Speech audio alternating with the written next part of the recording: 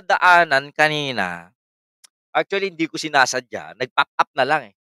Nung isang araw, yun, yun siyempre ni-review ko yung mga kanyang mga patutsada. Eh, akala mo, eh, parang bad boy, eh, 'no? Ito yung sinasabi ko, si Kapitan Dado na naman. Eto, Kapitan Dado. It's the motherfucking Eagle Double G. Snoop Dogg! Sabi ni Kapitan Dado na sabi ni Kapitan Dado, "Eto, parang bad boy ang itsura mo Dado, nakaganyan ka pa. Eh, wala ka na nga sa ano, Maxillar Day." Shoutout. Sabi ni Kapitan Dado, "I signed." 'Yan, sabi ni Kapitan Dado, "I signed withdrawal of support." Ayan, Happy New Year. When I watched the video, yun pinagdaanan na hindi na daw siya sumusuporta sa administrasyon. Ma'am Nelly ko daw shoutout. Ayaw ko daw niya, nadismayan daw siya, maraming katiwalian. Ayun, sinisingit na naman niya, hindi mo ako mapangalanan.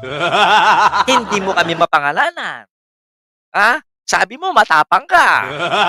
Pero pagdating kay Bagtit, nababahag ang buntot mo. Matapang ka ba talaga? Hmm. Pero dito, si Mang Dado, sinasabi niya, I signed withdrawal of support. Teka, bakit? Meron ka bang manifesto of support kay BBBBM for you? Para baliktarin mo ang suporta mo at mag-sign ka ng withdrawal of support. Did you ever sign a manifesto of support to PBBM? It's the motherfucking Eagle Double G. Snoop Dogg! Wala. That's why you do not have any reason at all to sign a withdrawal of support because you did not sign a manifesto of support to BBM. Bobo. It's the motherfucking Eagle Double G. Snoop Dogg! Tama, mali. De, Dado, usapan matino to. Pagkatiwalag mo sa serbisyo, nagpunta ka sa corporate world, private sector. Tama, mali. At bilang paggaling mo sa publiko, sa public service, pumunta ka sa private sector, I assume na ikaw ay magaling. Na ikaw ay alam mo yung mga sinasabi mo, ginagawa mo sa buhay mo. Tama?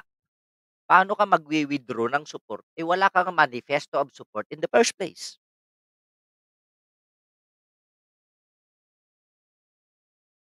Dado. Dado, dado, dado. Ang ginagawa mo, Dado, ay isang pambobobo sa sarili mo. Ang Nelly ko daw, Happy New Year. Hello, hello po. Buang yan. Matandang walang kwenta. Ang ginagawa mo, Dado, ay napakalaking kabubuhan. Batch 83 PMA year, Baron, Kadete, Bobo. Sayang ang pinambayad, ginastos ng pamahalaan sa'yo.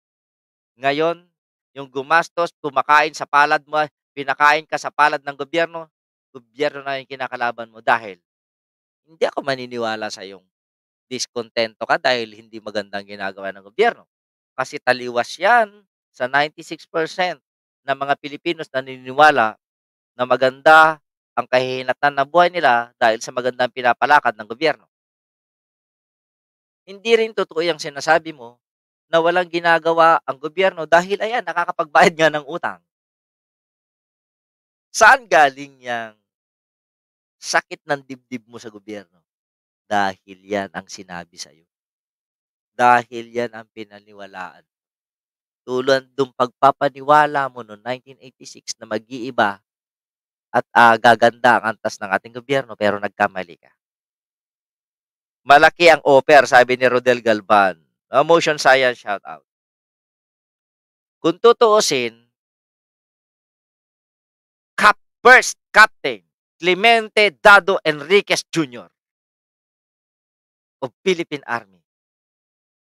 Alam mo ba kung sino may kasalanan kung bakit naghirap tayo, nabuhay tayo sa kabalasubasan, nakabuhay tayo sa sumpa ng Pilipinas mula nung kay Apo Lakay? Ikaw ang unang-una kong sinisisi. Dahil naging bobo ka hanggang ngayon, hanggang bobo ka pa rin. Di ba, Kapitan? Dahil sa'yo, bumagsak ang gobyerno, ang pamahalaang Pilipinas. Bumaba ang ating antas ng ating ekonomiya dahil sumama ka sa maling pananaw mo sa buhay. Sasama pa ba kami sa'yo? Sino ka? Captain. Ay, lalagyan ko ng retired. Ay, hindi ka pala retired. Resign. Hindi ka pala resign. Iwalag ka. You are dishonorably discharged from the service. Boy! Di ba? Dishonorably discharged from the service. Walang karangalan. Walang dangal. Tapos sasabihin, nakipaglabang ka sa bayan. Kung nakipaglabang ka tunay sa bayan, edi you are honorably discharged from the service. Pero hindi eh. Wala ka pala. Naggagaling-galingan ka makabayan. Pero wala ka palang binatbat, idol. Hindi pala kita idol. Ako pala idol mo. Kasi hindi mo banggit yung pangalan ko eh. Ma'am Leonora Samizu, hello, hello, hello. Good morning and Happy New Year in advance. Mabuhay. Bobo din ng SM na eh. Tinawag siyang retired. Bakit hindi nila ipakita ngayon yung kanyang record sa AFP? Di ba? Kapitan Dado na nagtuturo ngayon para makasurvive mga Pilipino sa mga sakuna. Alam niyan 'to, sardinas talaga, delata. Parang gusto ko na maniwala, na nangupit ka ng sardinas nung panahon mo, It's the motherfucking Eagle Double G. Sabi dito ni Ma'am Carmen Lee, grabe utang ni Digong yung iniwan kay BBM. Tama po kayo. Hello, hello. Amazing talaga ang ating PBBM. Wala pang 2 years, nabayaran na 95% ng debt natin. On